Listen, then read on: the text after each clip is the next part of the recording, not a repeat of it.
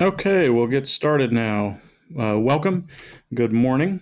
This is the second part in a two-part series about genetic algorithms for event analysis or discovering effective investing events.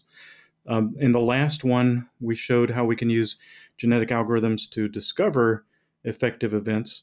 In this one, we're going to talk about how to combine multiple event definitions. Now let me pause for a moment and just make sure everybody can see my screen and can hear me. If either of those is not true, please send me a question. Okay, I'm going to move on forward. A few disclaimers to get out of the way. Lucena Research is not an investment advisory service. Do not assume that what we're going to show you today is profitable. These are hypothetical historical results, so keep that in mind as we go forward. Okay, a little bit about me. If you don't know about me, I'm a professor at Georgia Tech. I teach courses at Georgia Tech in artificial intelligence and finance. My original background was robotics, and actually one of the things we're going to talk about today is inspired by some approaches to robot navigation. I'll bring that up when we get to that. Anyways, I've consulted with major online brokerages, also worked for a year at a quant fund, and now I'm a CTO and co-founder of Lucena Research. Just a quick overview of the sorts of things our company does. Our flagship product is Quant Desk, and I'm going to show you some screenshots from Quant Desk. It's a cloud-based platform that helps wealth advisors and hedge funds find market opportunities and streamline their portfolios. Another one of our products that the stuff I'm going to show you today is a part of is what we call premium delivery. In other words, we apply our brain power to create strategies, and we can deliver those to you through the Quant Desk platform. So we provide the trades and the portfolios as we go along. Okay, so that's an overview of the company. Let me tell you a little bit about what we're going to talk about today. So I'm going to quickly recap genetic algorithm-based event discovery so that we're all on the same page for the rest of the webinar. For more detail, please see the part one of this two-part series, and that's available online on our website. Now, in that earlier part, we showed how we can use automated methods to discover profitable events. We call them nuggets. But I'm going to show you also today how you can use Quant Desk to steer nugget refinement and or discovering or testing your own nuggets. Now, even when we have effective nuggets, which are predictive of future return, there's still a couple problems that remain, and that's the heart of what this webinar is about. How do you select or rank stocks using event definitions? And additionally, how do you allocate your funds? If you're using an event-based investment method, how do you decide how much to put into each stock? And we'll try to address those in this webinar. But just sort of foreshadowing what the answer is to somehow figure out how to combine multiple nuggets and have them effectively cooperate in this investment strategy. Okay, real quick recap about how we use genetic algorithms to discover effective nuggets. First, definition of what a nugget is. And again, nugget is our internal name for an event definition. So an event definition includes the factors that we're looking at and thresholds on those factors. So for any particular day, we look at all stocks in the universe that we're considering, and we assess those factors for each stock, and any time that all of the factors for the particular event definition are met for a stock, that's a trigger for that stock for that day. So if we do a back test, if we want to see how effective these were in history, we'd roll back time, we'd check on a particular date for each stock, hey, are these criteria met? If so, boom, buy that stock and hold it for some predetermined amount of time. So that's the definition of a nugget. Now, here's a quick recap of how we discover them using genetic algorithms. So we have what we call a population of nuggets, and we have multiple generations, and we continue cycling through these generations and test the nuggets at each generation and pick the best ones to survive into the next generation. That's the general idea of genetic algorithms. After we do that many times over many generations, and in our experiments, it's about 300 generations or so, we finally converge, and we have a set of nuggets that are the best ones, and they're not changing from generation to generation, and that's sort of the outcome of that run, we call it. So we first create an initial population randomly, and each box up here represents one nugget, and the letters are the factors that they're using. We then assess each of them. This is called the fitness function. We measure how effective they were. Then we rank them, and now we're ready to begin our next generation. So the best two survive to the next generation, and then we randomly select additional pairs, and we essentially combine their information to create a new offspring. Now, the probability that a particular nugget in an earlier generation gets selected is based on how successful it was. So the ones that are more successful tend to be more likely selected and to combine into the next generation. So we do that until we have a full slate of individuals for the next generation. We rank them, sort them, and continue. And we continue this process over and over again until the best nuggets just aren't changing anymore.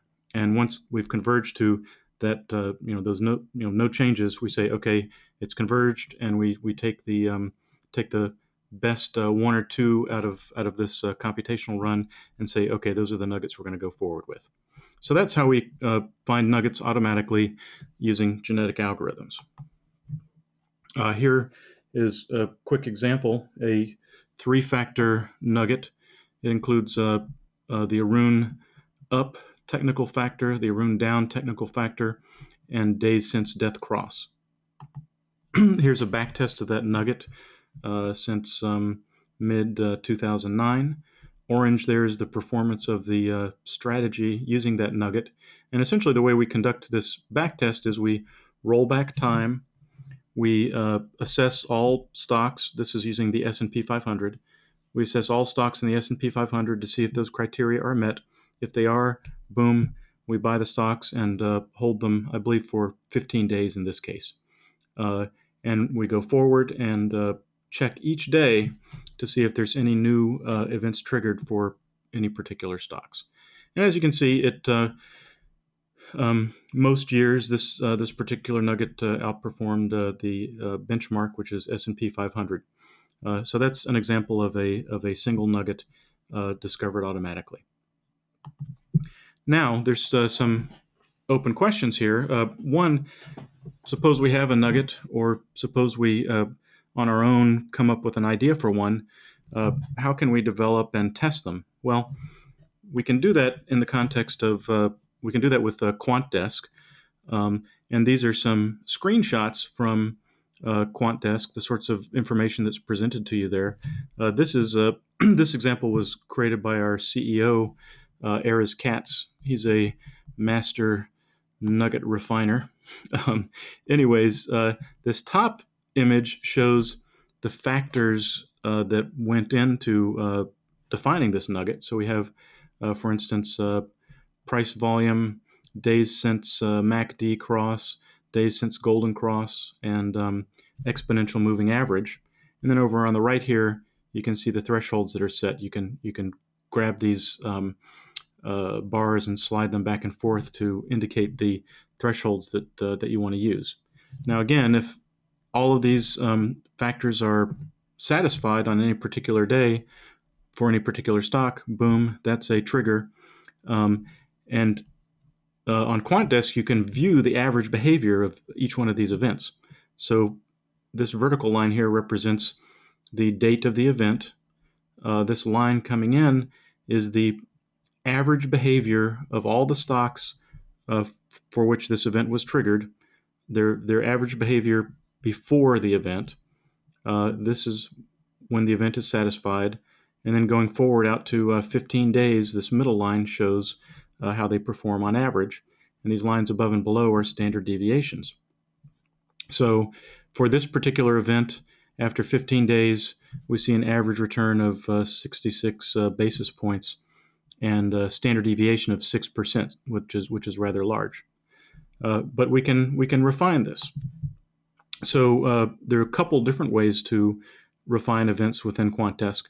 One is to look at this heat map.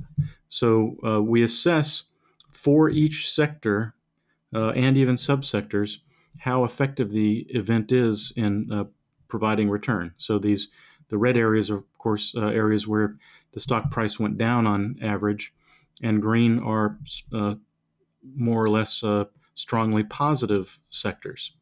And over here on the right, you can see sector by sector what the performance is. Now, you can ask a Quant Desk to automatically refine which sectors you look at. So it may be the case that stocks in specific sectors behave or respond differently to different factors. So Quant Desk can automatically do that for you. Something else that Quant Desk can do is it can recommend additional factors. So it takes a look at the factors you've got, and then over here it recommends and ranks additional factors that you might choose to add, and it automatically selects the most effective thresholds for those that you might want to add. So long story short, by refining using these techniques, we were able to go from just 66 basis points to an average return of 3.4% over 15 days. And everything in Quant Desk you can backtest. So here's an example of a backtest of that particular nugget. Again, the orange is the performance of the nugget. Blue in this case is S&P 500 total return. One thing to point out is this particular nugget was the in-sample period during which we were refining it was the year 2010. So you can see, yes, in sample it performed well, but also out of sample going forward, it performed nicely as well too. Okay, so there's two ways now that you can find nuggets. One is manually, as I showed you, or by refining one, say that GoldDigger, our automatic method, found, and of course fully automatic using GoldDigger itself. So stepping forward now, let's assume you have a number of nuggets and you want to use them in a trading strategy. So there's some challenges here. One is that it's often the case that an event definition or a nugget is sparse. And by that I mean we may go days or months between a trigger. So if you want to invest in a strategy based on a nugget, say you set aside some fixed amount of cash, you may be waiting a long time before you have a trading opportunity. So, of course, we'd like to be more fully invested, and sparse nuggets, provide a challenge there. Another problem with sparse nuggets is, when one triggers and you think, okay, I want to invest using that, there's this question of how much of your funds are you going to allocate to that opportunity. For instance, if there's just one stock that triggered, is it wise to put 100% of your portfolio into that single stock? Of course, that's going to expose you to stock-specific risk and so on. So it's tough with these sparse nuggets knowing exactly how to allocate. On the other hand, we might have what we call dense nuggets, and essentially they're triggering all the time. Some of the nuggets that we have trigger for some number of stocks every single day. So if you have a trigger, 5 stocks triggering on a particular day, do you want to invest in all of them, or how do you decide how to allocate between those 5? So those are some of the challenges dealing with nuggets, and so overall we'd like to have some way of ranking these opportunities so that we can decide how to allocate between them. So the idea here is let's build more robust strategies by combining many nuggets. So here's an example. So along the bottom here, we have stocks in our universe that we might choose to invest in, and along the top here, I'm going to show particular nuggets and what they're up to. So let's suppose for the moment we just have one nugget, GHI. So it's using those 3 factors, GHI. And on this first trading day, nothing. There's GHI has not identified any opportunities, and so we don't trade. Next day, boom, trigger for DAL, Delta Airlines. Okay, great, we have a trading opportunity, but how much of our funds should we apply to that?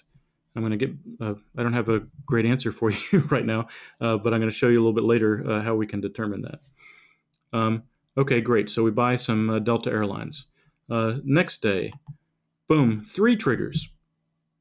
So again, how much to allocate? We bought some Delta yesterday. How much is left? So the thing that you're constantly facing in this situation is if you want to be fully invested on one day, you let's say on this particular day we put 33% of our funds in each one of these 3 stocks. Well, if there's an opportunity on the next day, you've got nothing left. So it's and you don't know if there's going to be one the next day, especially with sparse nuggets. So what can we do? Well, one thing we can do is we can consider bringing more nuggets to the table. So we've added 2 more here, and you can see those lines coming out from each of them indicate which stocks that they're triggering. And some of these stocks have 2 nuggets that triggered for them. Some just have 1. This one, AMT, actually has 3 different nuggets that triggered, essentially voted for AMT.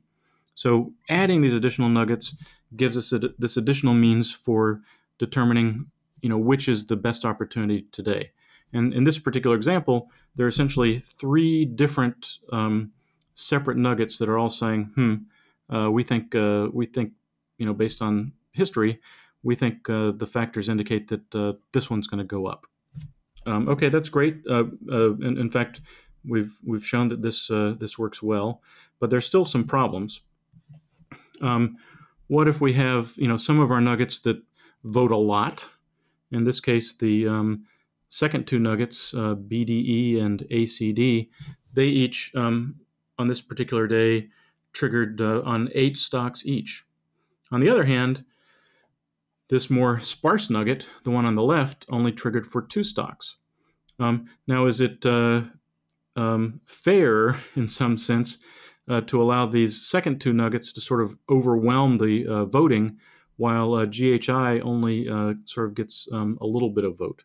And no, and in fact, we think a way to address this problem is to enable the nuggets that trigger on fewer stocks essentially to have more weight for each of their votes. So in this case, we give each of the votes for GHI about 4 times the weight of the votes for these other nuggets, and that enables us, for instance, in this case, again to select AMT. Yes, it's got 2 votes, but it's got this higher weighted vote and this lesser weighted vote instead of just sort of in this example 2 lower weighted votes. So that's one way to address this issue of sparse versus dense nuggets. And we can also add other sorts of nuggets, for instance, those generated by people. And we find typically that nuggets that our developers come up with tend to be sparse and selective, so we would typically give them a higher weight. So anyways, this is how now we can presumably build a more robust strategy by using multiple nuggets, and we can also integrate event definitions discovered by people into the overall strategy as well. And as I mentioned before, this is actually inspired by robot control theory. Essentially, this voting method is a way that multiple competing goals for a robot can be combined. Essentially, each one of the goals for a robot votes on directions that the robot might go, and you sort of combine all these votes to determine which way to go. All right. So voting now has provided a way for us to select stocks that we might invest in by giving us a way to rank them. But we still haven't solved the allocation problem. In other words, how much to invest in an opportunity when it arises. Now, one method that we've been exploring that's we've seen work very nicely is to do the following. So first of all, build up a stable of nuggets that you've somehow pre-screened and have been shown to have predictive value. You allow them to vote, and each day or whatever period you trade over, you find the very best selected stock, and you add that one to your portfolio. You simultaneously drop the oldest one, and allocation then is easy because let's suppose you do this over a period of 20 days so that on average you're holding 20 positions. Each day you sell the oldest one, so now you have about 5% cash added to your portfolio. You use that 5% cash to buy the most promising stock voted on by all of your nuggets.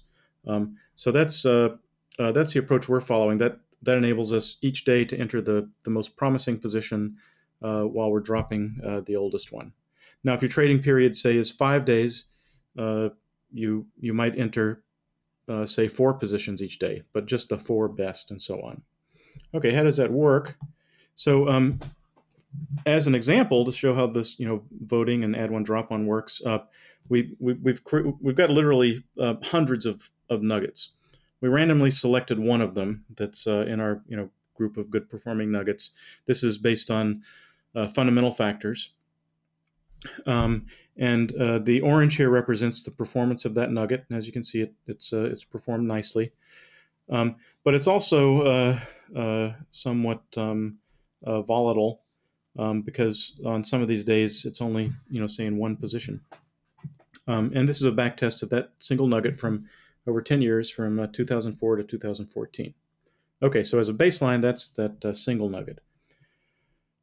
For this next example, we actually combine 123 nuggets, and again, each day all of them are voting potentially across all of the stock universe.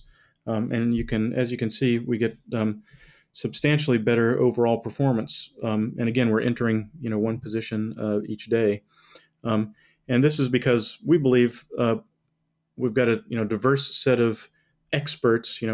Each nugget is in some sense an expert, and they're the ones that the stocks that many of them vote on in a particular day indicates that there's multiple reasons that those stocks might go up.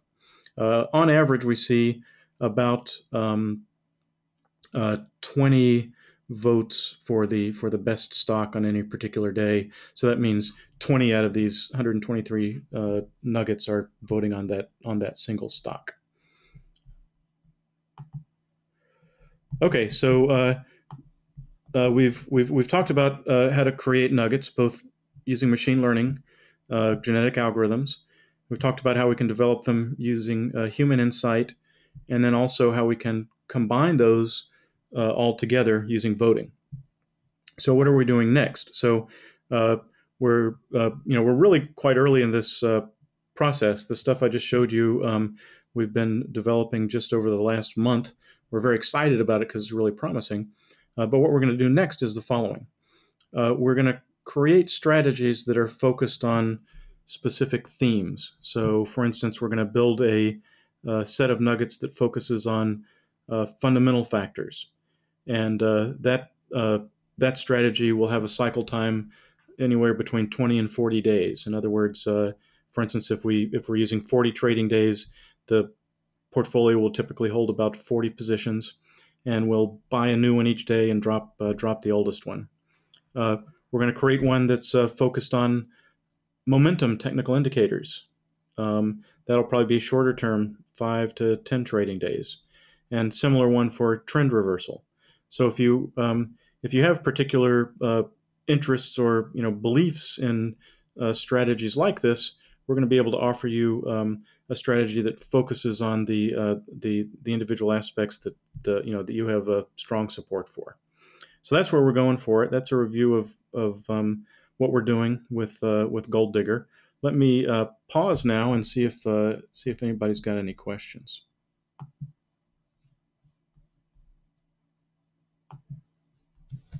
And of course, if you're interested in any of this, please send me an email, and we'll be glad to speak with you one-on-one in more detail. You can contact me, Tucker at lucenaresearch.com, or our CEO, Eris Katz at lucenaresearch.com, and we'd be glad to give you more information about what we're doing with GoldDigger. Any questions? So far, no questions. I'll wait just a moment to see if anybody's got one.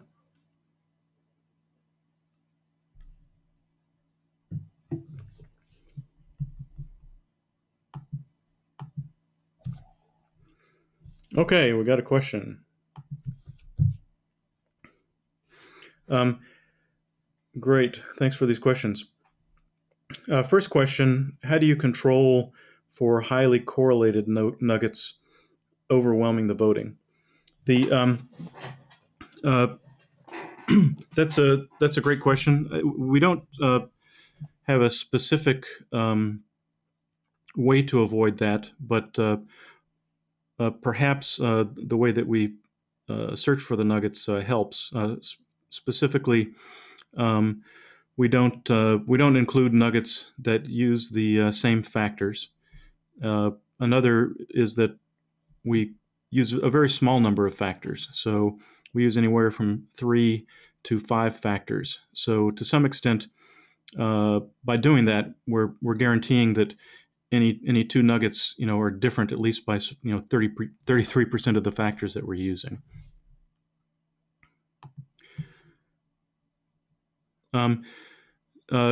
Did we try to find anti-nuggets suggesting a sell which could vote against other votes?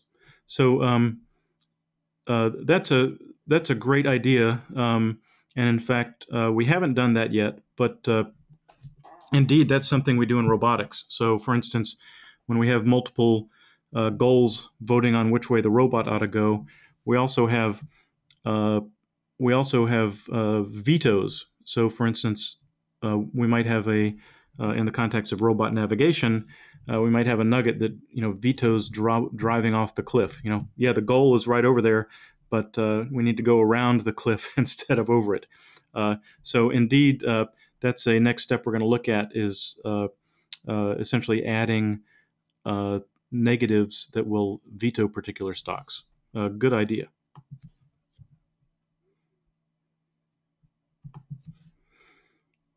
Do you provide demo accounts so one can play with nuggets? Absolutely. Please send us an email and we'll get you set up.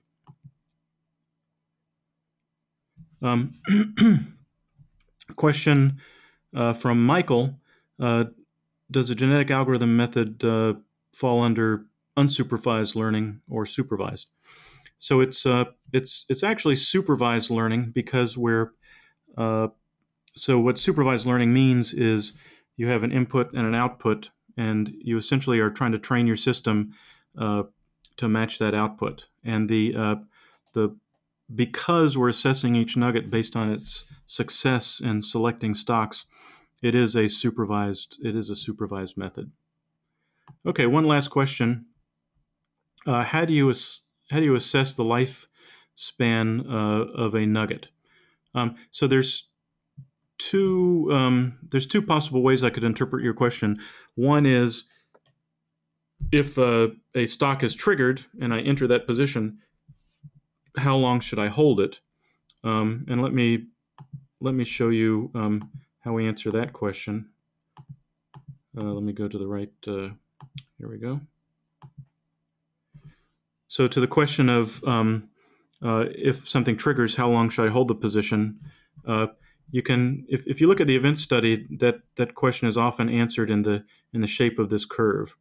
So as you can see, we hit the price of the stock on average rises sharply out to about 15 days, and then it's only sort of horizontal in some sense. So this would tell us that for this particular nugget, we should probably only hold it for about 15 days, because after that we're exposed to more risk. Another way to interpret your question is, maybe this nugget just isn't working anymore. And we're still looking into how to make that assessment. And the one thing that we have tried is to rank nuggets according to their recent success. So, all of our nuggets have some proven efficacy over some number of years, but on any particular day, we're only going to consider the ones that have been performing well over the last 6 months. So that's one way that we're looking at sort of giving more voting weight to ones that are recently successful. Okay, I think I should wrap up now. Thanks very much for your time. There's a few unanswered questions. I'll follow up with you all separately by email.